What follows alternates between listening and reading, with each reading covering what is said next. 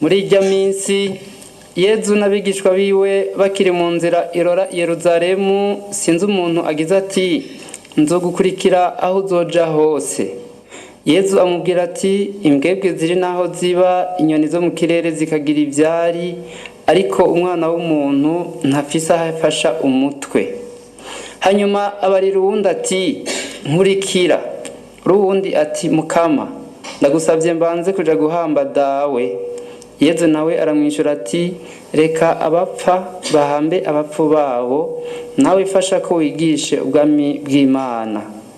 Haza uwundi amubwira ati nzogukurikira Mukama, ndagusavye gusa gusiga nsezeye abimuhira.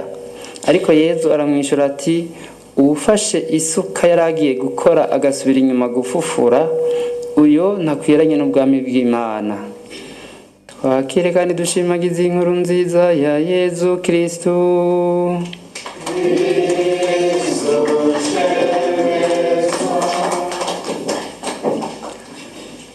Ewe muhoza duingabiranoza awe mutima mweranda turakurorera ingo mu mitima yacu. Ni wewe Mana muhoza twawe n'Imana, ingo mu mitima yacu. Wewe muhoza duingabiranoza. Avukanyi, turumvise abantu batatu muri inkuru nziza. Yezu ari ku rugendo n'abigishwa biwe agiye i Yeruzalemu. Yeruzalemu ni hamwe yaja nyine kwitanga, agiye kuzokwitanga ku musaraba ngo aducungure. None tumva ahuye n'abantu batatu kandi bose inyishu ziratandukanye. Uwa mbere yabwiye Yezu ati nzogukurikira aho uzoja hose. Uwo ni uwa mbere. Uwa kabiri nawe ni Yezu yamubariye. Yezu yamubariye ati nkurikira, yamusavye kumukurikira. Uwo ni uwa kabiri. Uwa gatatu nawe niwe yabwiye Yezu ngo nzogukurikira Mukama, ariko urindire mbanze nje gusezera bimuhira. Uwa mbere yabwiye Yezu ati nzogukurikira iyo uzoja hose. Sinzi ko yarazi icyo avuze, kandi natwe hari igihe bidushikira. Ndirimba akaririmba mwumvirize.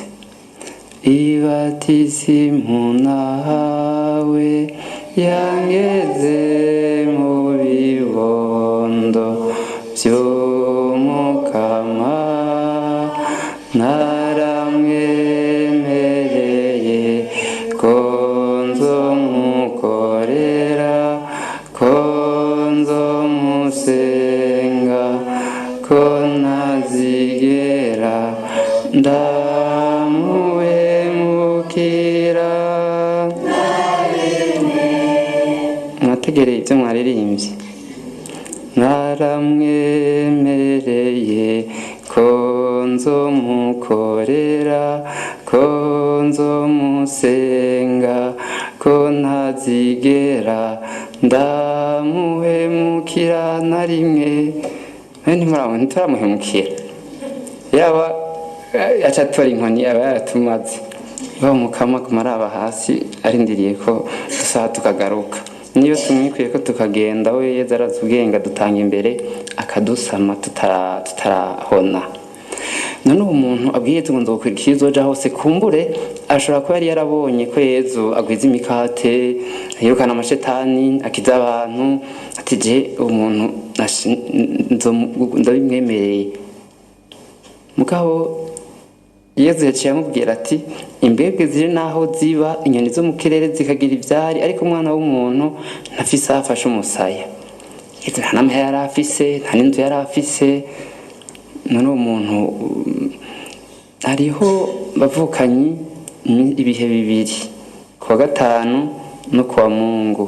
Kuwa gatanu mweranda ni hamwe Yezu yabambwa, kuwa Mungu ni hamwe Yezu yazuka. Ni ukuvuga uwo muntu sinzi ko yari ategereye ko mu gukurikira Yezu harimwo n'umusaraba, kandi sinzi ko mwibuka nyina wa Yohani ntibigeze gusaba Yezu ngo mbwira abahungu banje umwe azicaye iburyo bwa wundi ibubamfu. Yezu yamubwiye ati mbe urategera icyo usabye, ati kare sinzonwa bazoyinwa. Rero ngaha bavukanye dutegere yuko gukurikira Yezu imigwi ibiri naho ntoyinjiramo cane. Uwundi Yezu yamubwiye ngo nkurikira, Yezu yamwisabiye ati nkurikira. Kumva yararavye ibindi bise kuja ngo rindira. Yezu abarirundi ati nkurikira, urundi ati Mukama ndagusavye mbanze je guhamba dawe, mbanze je nsubire mu bindi. Yezu aramubwira ati reka bapfa bahamba bapfu bawo, nawe fasha ko wigisha ubwami bw'Imana. Uwa gatatu ngo nzogukurikire Mukama ndagusavye gusiga nseze yabimuhira. Ibifashe bavukanye gukurikira Yezu biraryoshe, gukurikira Yezu biraryoshe, mugabo ntibitegerwa na bose. Kandi natwe twamukurikiye n'ubu tumukurikira bisaba ibyo ngira cyo ndababwira. Mbere z'inkuru umuntu umwe yari umujene, baramubaza ngo mbe wewe ngomba kuzoba iki?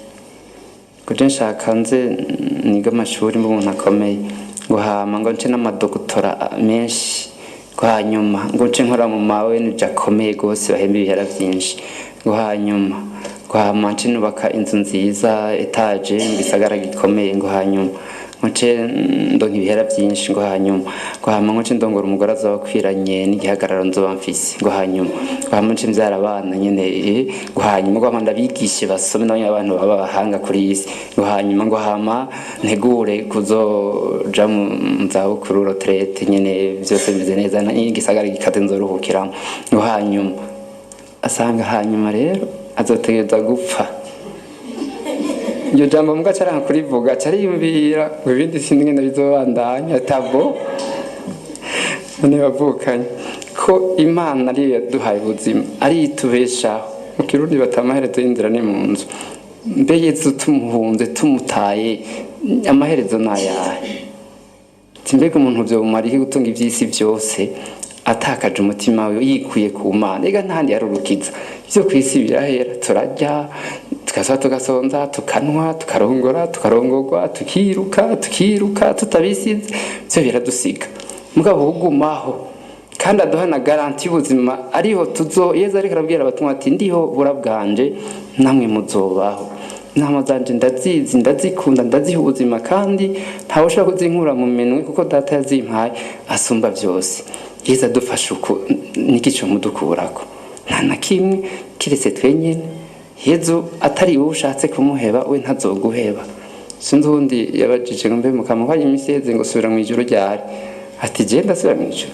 Ati je namana namwe, ati nimwe gusa ahubwo munta mukaja mu bindi je sinigera ndabavirira. None bavukanye hari byinshi umengo byo dukora kuri Yezu. Sinzi ubundi babajije yari ngo umuntu w'imaraya amubaza ngo none wewe ngo kweri ko ukora uwo mwuga? Ngo je ngo ni kubera nkenye no kugira ngo mbeho. Ngo none wo guhinge nubaho ngo ucubiheba? Ngo yego noca ndabiheba. Ari n'umuntu afise ibindi adashaka kumaduka ko nk'aba babiri ngo bino biheba noca mbaho guta umunyeshuri ngo noheba gutirisha ngo vyogenda gute? Ngo noheba kwiba ngo vyogenda gute? Mbega abafise ibyo bajya abafise aya mahera ibyo uriko uratu ubukiritse nguronke abafise ntibahwera ko tubisigaho tukabandanya. Rero ntambo nimwe ntaco heba Yezu ikirico nuko Mukama tutamuhevye we ntaduheba. None bavukanye tuco twokuramo gikomeye nuko Yezu twamenye, Yezu twemeye kwiyegurira nk'Umukama n'Umwami wacu ni batubeshaho ntihagire ikizomudukurako. hariho byinshi n'umunsi bishaka gukora abantu ku Mana byinshi haba mu mice yose y'ubuzima ngo ngirire ibi kugira nanje ndakugirira ibi uhemuke ndaguha amanota uhemuke kugira ndaguha akazi ukora aya manyanga kugira utagize ibi ndagufuta mu kazi utagize ibi nanje singira ibi ese twafuma twishyura nk'uyu muntu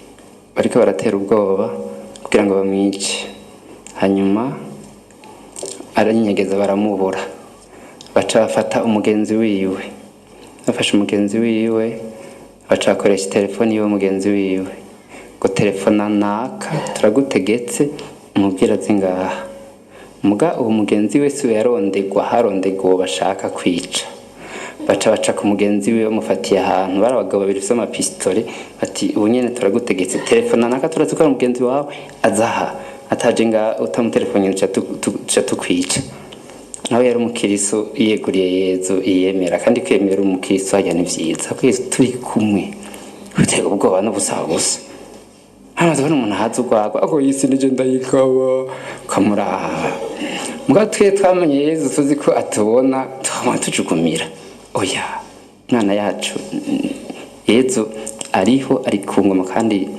turahagarikiwe hanyuma arabaraba atigiye abantu kugira ndabigishe ndabereke ko Yezu je nkorera akomeye ariho kandi ashoboye ati sawa reka ndamutelefone acatora telefone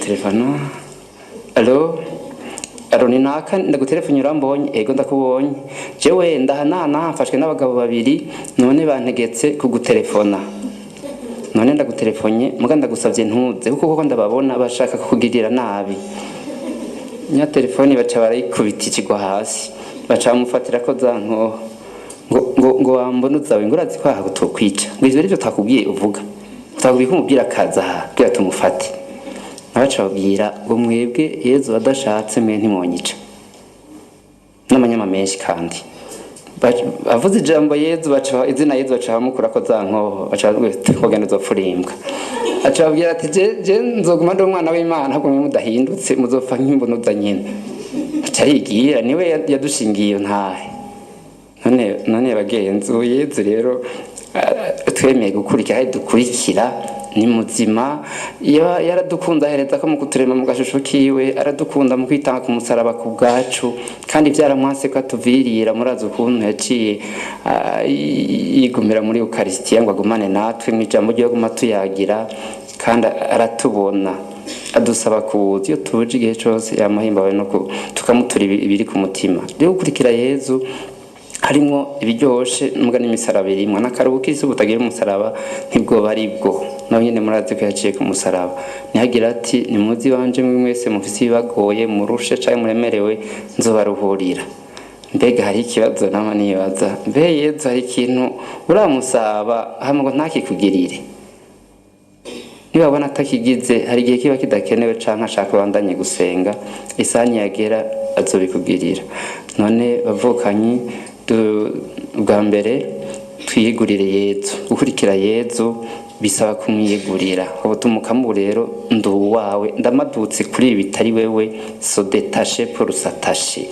hari ibitajana n'ubukiriso umutima wacu nitwegurira Imana ngo hama twegurire n'ibindi nta n'ubwira bashe boja babiri hariho kuvavanura n'igicumuro umuntu arashobora kubandanya ari mu gicumuro kandi akaja yirega muga akabandanya hariho kuba mu gicumuro no gucumura sinzi ko muvyumva kuba mu gicumuro uti naho nireta je ndazi ko ndosubiraho nivyo ndosubira ni ukumva ko utafashe ingingo burundu nukuvuga ubutumuka ubu rero je ndagukurikiye ubu tacisubirako kwa kabiri umuntu agaca avavanura n'ibicumuro byose kwa gatatu umuntu agacaba umwigisho wa Yezu navyo bivomerwa n'igisabisho kandi igisabisho murazi n'ikivugo ca diocese yacu ya Bujumbura no mwaka ni gushira imbere igisabisho no mu guhimbaza neza amasakaramentu gusenga udasenga ibintu umuntu ashobora kujamwo bishobora kudukura kuri Yezu ntumenya niyo bizananye heka.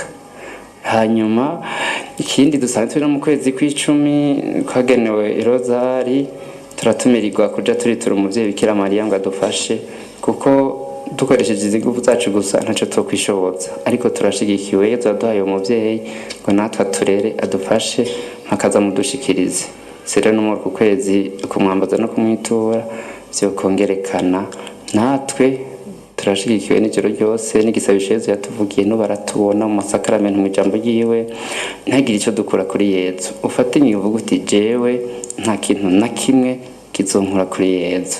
Hari agakuru nateye umuntu wenda ndamubwira nti none we nk'ubu ngo pati ngarazi kuje twohura ni jewe nutse nca ndaguhezagira ngo basi nkakwica nonyishe nca nja mwijuru, ngo basi nkagufunga ntumfunze nca nja kwigisha inkuru nziza abari mu gasho, usanze ataco nokubwira. Ntagire ikintu na kimwe dukora kuri Yezu, kandi nivyo twemereye Yezu umwe wese nakaje gusubira ha Yezu akomvye kudukebura, umwe wese arabe ko ivyo yemereye umukama akibandanya abigendera. Umwe wese yemereye umukama, hari igihe hari abemerera umukama ibintu bagasubira mu bindi. Hariho abarika umutima Imana, kurika sindi ko muyona mwana uramuha yofashe gashududa arateba karira avuga ati hananje nawe Bikira Mariya mutabazi w'abakristo